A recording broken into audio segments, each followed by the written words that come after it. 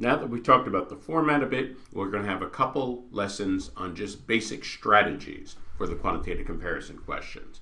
And the number one strategy is don't do more calculations than necessary. Your job is to compare, not to calculate. You only calculate if you absolutely have to. All you have to do is comparison. Often, we don't need to figure out exact values of the quantities in A and B individually. We just need to determine which one is bigger. Approximation can be an excellent method for making a quick comparison. So, here's an elementary math problem. This is actually a little bit easier than what you'd actually see on the GRE. But pause the video and then we'll talk about this. So I realize we haven't covered geometry yet, so you may be a little rusty with the formulas. I'll remind you that the circumference of a circle is this magic number pi times the diameter.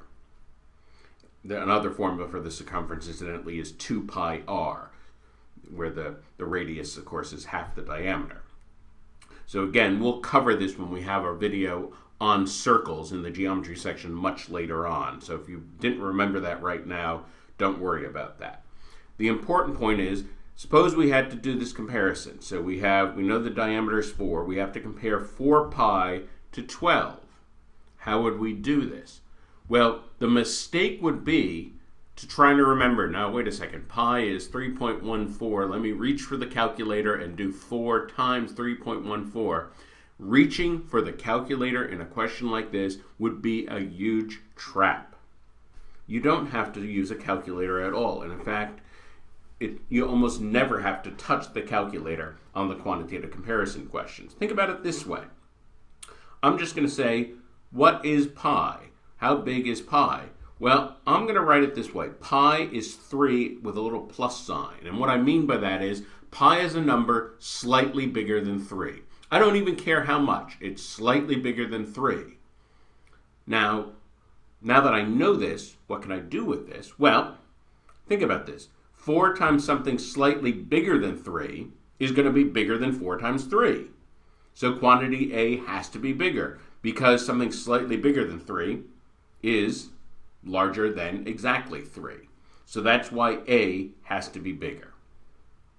Again, the exact value, the exact calculation, absolutely irrelevant to answering this question. Often it's enough to figure out whether something is bigger or smaller than a particular integer or a particular round number multiple.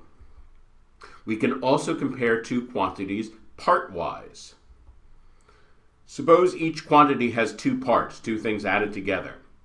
If each part of one column is bigger than the corresponding part of the other column, then the quantity with the bigger parts must be bigger. With that in mind, think about this question. Pause the video and then we'll talk about this.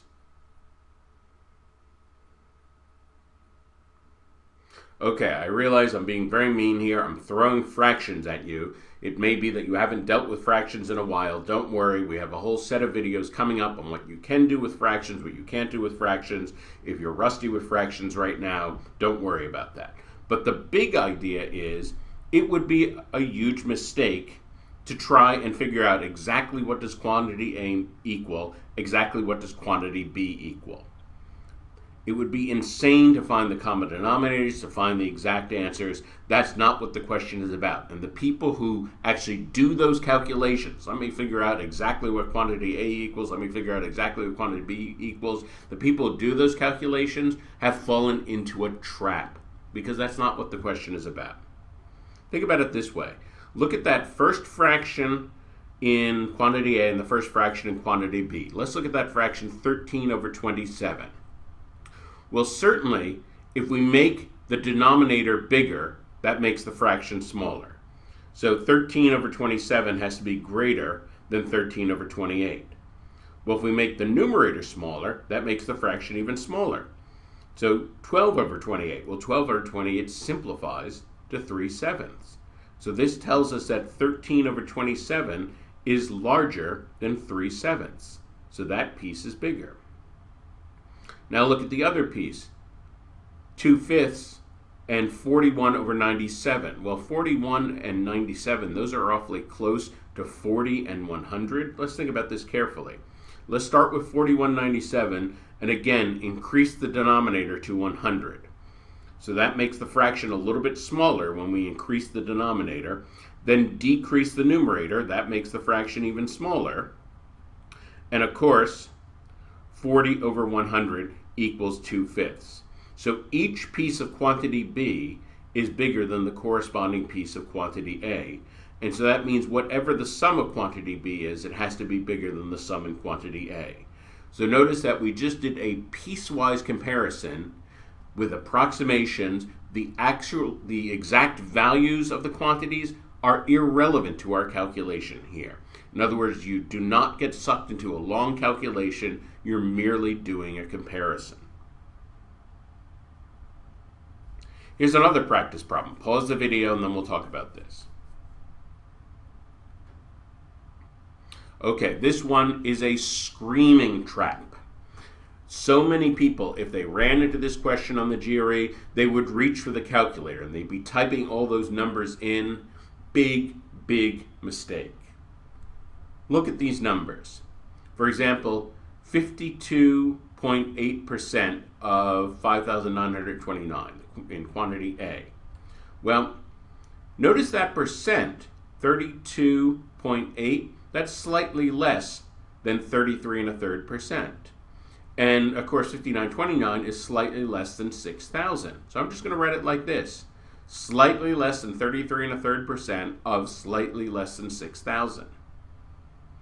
And 33.33% is just a third. So a third of 6,000 would be 2,000. So it means that overall, whatever this answer is going to be, it's going to be something slightly less than 2,000. Now look at the other one.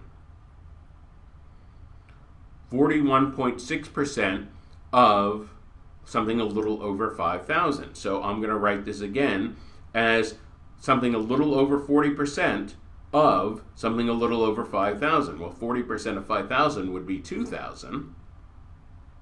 And this answer would equal something slightly larger than 2,000. So again, I don't care about the exact values. All I care about is the comparison. And notice that this was set up to have a nice, easy comparison so that we could just see one's smaller than 2,000, one's larger than 2,000. That means that the answer has to be B. Now you may think, how would I know to look at it this way? This is really the trick of the QCs. And I'm trying to show you as many patterns as possible so you start to think in terms of these patterns.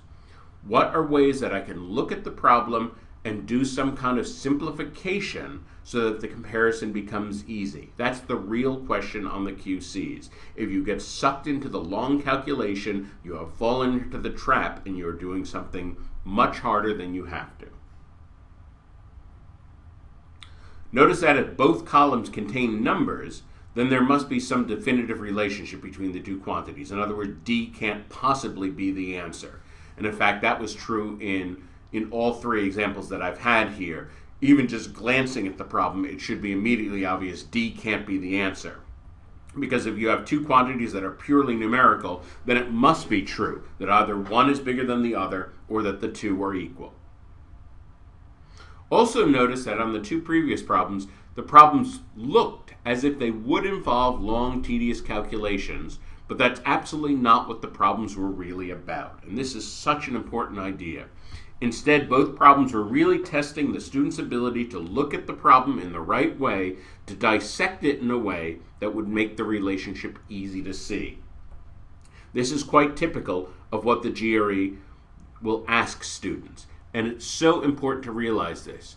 The GRE quant section is not about long, detailed calculations. The GRE math section is about, can you look at the problem and break it apart in the right way, or simplify it in the right way, or dissect it in the right way so that it becomes easy to answer. That's the mindset you should be in when you're doing GRE math.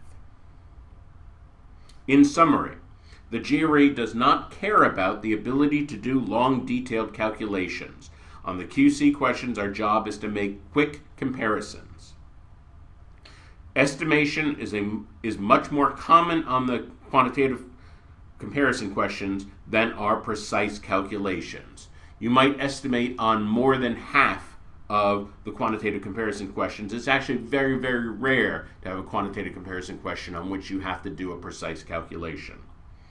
So some of the tricks I mentioned, doing part-wise comparisons, that's a strategy that comes up sometime, and then rounding things to round numbers, doing comparisons to nice round numbers.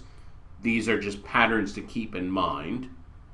And finally, the most important skill on many QC questions is knowing how to look at the problem and how to dissect it so that the comparison is simple.